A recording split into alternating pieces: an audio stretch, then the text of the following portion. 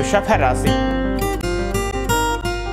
వృషభ రాశి వాళ్ళకి ఈ వారమంతా కూడా మనస్సు ఏదో తెలియనటువంటి ఒక సంఘర్షణ మాత్రం ఏర్పడే అవకాశం కనపడుతోంది.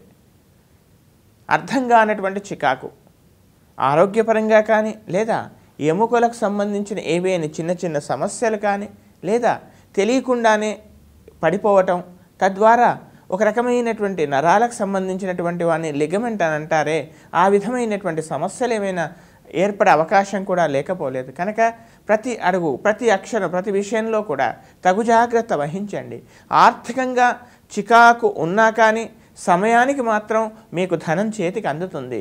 పాత రుణాలు తీర్చేటువంటి ఒక చక్కని పరిస్థితి మాత్రం మీకు ఏర్పడుతుంది. కానీ పాత రుణాలు తీర్చడం, మరి అదే స్థానంలో, అదే స్థాయిలో మరొక ప్రదేశంలో మళ్ళీ కొత్త రుణాన్ని చేయటం, ఈ విధమైనటువంటి పరిస్థితి మాత్రం ఏర్పడేటువంటి అవకాశాలు కనపడుతున్నాయి. సంతానం యొక్క అభివృద్ధి చక్కగా అభివృద్ధికరంగా ఉంటుంది. వారి యొక్క పురోభివృద్ధి అంతా కూడా మీరు చూసి సంతోషిస్తారు.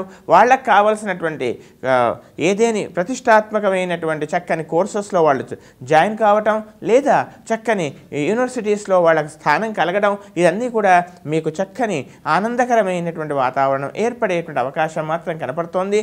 ఆరోగ్య విషయంలో, ఆర్థిక విషయంలో, ఈ రెండింటి విషయాల్లో కూడా సరి అయినటువంటి చక్కని జాగ్రత్త మాత్రం తీసుకోవాల్సిందిగా చెప్పవలసిన ముఖ్యమైన గమనిక.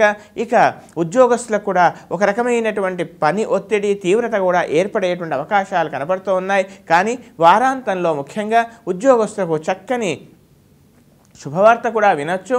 అంతేకాకుండా అవివాహితులకు వివాహ సంబంధాలు నిశ్చయమయ్యే అవకాశం ఉంది. కానీ కాస్త ప్రయాస చేత పనులు పూర్తయ్యే అవకాశం మాత్రం కనపడుతుంది. కనుక ఇంకా ఉత్తమమైనటువంటి ఫలితాల కొరకు ప్రతిరోజు కూడా శనైశ్చర అంగారక ధ్యానాన్ని ఎట్టి పరిస్థితుల్లో మానకూడదు. అంతేకాకుండా మీకు పరిసరాల్లో ఉన్నటువంటి ఏదైనా ఒక పేద కన్యకి, వివాహం కోసం ప్రయత్నం చేస్తున్నటువంటి అతి పేద కన్యకి ఏమైనా కొద్ది సహాయం చేయండి. మీకు చేతనైనంత వరకు ఏమైనా సహాయం చేయండి. చక్కని శుభకరమైనటువంటి ఫలితాలు మీకు కలుగుతాయి.